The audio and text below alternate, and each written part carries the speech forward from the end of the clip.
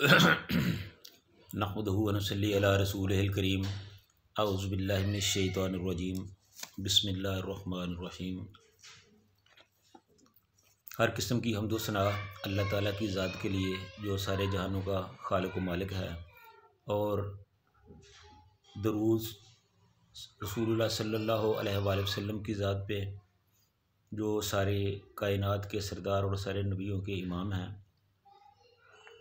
इससे पहले हम काबा की असर नौ तमीर के हवाले से बात कर रहे थे, और हमने बात को इस जगह पे छोड़ा था कि किस तरह काबा की जो दीवारें हैं, उनकी जो बुनियादें हैं, उनको उनकी खुदाई की गई, और उसके बाद जब खुदाई का काम मुकम्मल हुआ तो फिर कुरैश ने खाना काबा की तमीर की तरफ ध्यान दिया और खाना काबा की तमीर का काम जो है वो शुरू कर दिया।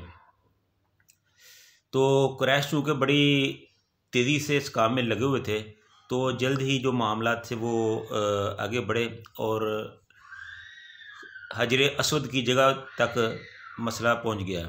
जब हजर असवद की तनसीब का मसला आया तो उस वक़्त ये मसला खड़ा हो गया कि हर कबीले वाले कहने लगे कि हजर असवद को हम अपने हाथों से उसकी जगह पे रखेंगे, या उसकी जो तनसीब है वो हम करेंगे। तो हर कबीला जो है वो अपनी अपनी जगह पे इस बात पे अड़ गया कि नहीं, ये काम हम करेंगे, दूसरा कहने लगा कि ये काम हम करेंगे। तो इसका नतीजा ये हुआ कि उनके दरमियान इख्तलाफात इतने बढ़ गए कि मामला लड़ाई मारकटाई तक पहुंच गया। यहाँ तक कि कबीला अब्दुद्दार और अदी जो थे, उन्होंने एक बर्तन में खून रखा और उसमें अपने हाथ डुबोए और ये कहा कि हम अपने हाथों से ही हजर असवद को उसकी जगह पे रखेंगे। जब वो इतने सख्त हो गए तो उनकी तरफ देखकर दूसरे जो कबाइल थे वो भी कहने लगे कि ये काम हम करेंगे। तो इस तरह जो तलवारें थी वो निकल आई और हर कबीला तलवार सूंध कर खड़ा हो गया। तो ख़तरा पैदा हो गया कि कहीं ये मामला जंगो जदल तक ना पहुंच जाए। तो ऐसे में कुरैश का एक मशहूर जो बुज़ुर्ग था उस वक़्त, उसका नाम था अबू उमैया बिन मुगीरा, ये उसका लक़ब था, और उसका नाम था हुज़ैफ़ा, और ये हज़रत उम्मे सलमा रज़ी अल्लाह ताला अन्हा के वालिद थे। तो उन्होंने इस मामले को भांपते हुए सबको इकट्ठा किया कि ये लड़ाई मारकटाई वाला मामला ठीक नहीं है। आप ऐसा करें कि इस मामले को अच्छे तरीके से सुलझाएं। तो उन्होंने खुद ही तजवीज़ दी कि आप ऐसा करो कि कल सुबह जो शख्स भी कोहे सफ़ा से मुतसिल दरवाज़े से अंदर दाखिल होगा, आप उससे अपना फ़ैसला करवा लें। कोहे सफ़ा के सामने यानी जो दरवाज़ा था वो रुकने यमानी और हजर असवद के दरमियान में सामने पड़ता था, जिसे आजकल बाबू सलाम भी कहा जाता है। तो जो आदमी भी सुबह सबसे पहले इस दरवाज़े में दाखिल होगा, आप उससे फ़ैसला करवा लें। तो तमाम कबीला वालों ने इस पर हामी भर ली और कहा कि हमें आपकी ये बात मंजूर है। चुनाचे जब सुबह हुई तो सबसे पहले उस दरवाज़े से रसूलुल्लाह सल्लल्लाहु अलैहि वसल्लम अंदर दाखिल हुए। तो सब लोग देखकर पुकार उठे कि सादिक और अमीन तशरीफ़ लाए हैं, हम इन्हीं से फ़ैसला करवाएंगे। तो इस तरह वो मामला रसूलुल्लाह सल्लल्लाहु अलैहि वसल्लम के सामने आया। तो आका अलैहिस्सलाम ने पूछा कि ये जो मामला है इसकी मुझे तफसील बताओ कि क्या मसला है। तो उन्होंने ये बताया कि इस तरह हजर असवद की तनसीब के मामले में हमारा झगड़ा शुरू हो गया है। तो आका अलैहिस्सलाम ने उनसे कहा कि आप ऐसा करें कि एक बड़ी चादर लाएं।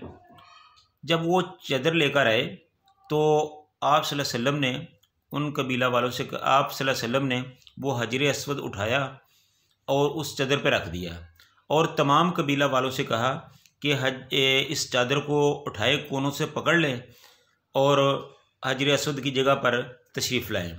तो सब ने उस चादर को उठाया और हजर अस्वद को जहाँ नस्ब करना था उस जगह पे आ गए। जब वो वहाँ पहुँचे तो रसूलुल्लाह सल्लल्लाहु अलैहि वसल्लम ने हजर अस्वद को अपने मुबारक हाथों से उठाया और उठाकर उसकी जगह पे रख दिया। तो अभी ये रख ही रहे थे कि वहाँ एक बुज़ुर्ग आदमी जो नजद का रहने वाला महसूस होता था, उसने ज़ोर से आवाज़ लगाई कि ए क्रैश वालों, तुमने एक नौजवान को अपना अमीर बना लिया है, ये आपको झगड़े में डाल देगा, ये आपको आपस में लड़ा देगा, आपकी जंग करा देगा, तो इसलिए आप इसका फ़ैसला ना लें। तो जब उन्होंने क्रैश ने ये देखा कि ये तो एक बड़ा मोअज़्ज़ज़ आदमी ये कह रहा है और दूसरी तरफ उन्होंने देखा कि इनकी वजह से तो हमारा मामला जो बिगड़ रहा था सही हुआ है, लिहाजा उन्होंने उसकी बात पर तवज्जो ना दी और मामला इस तरह मामला हल हो गया। हजर अस्वद को उसकी जगह पे नस्ब कर दिया गया और ये मामला खैर खूबी हल हो गया। तो मुफस्सिरीन कहते हैं कि ये जो आदमी था जिसने ये आवाज़ लगाई थी, ये असल में इबलीस था।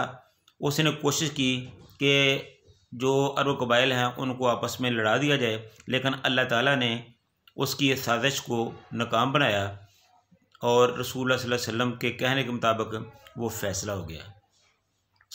अब इसके बाद एक और मसला खड़ा हुआ कि काबा में लकड़ी की बहुत ज़रूरत थी। काबा की छत में, उसकी दीवारों में कुछ लकड़ी का काम होना था, वहाँ लकड़ी की बहुत ज़रूरत थी और अरबों के पास लकड़ी नहीं थी।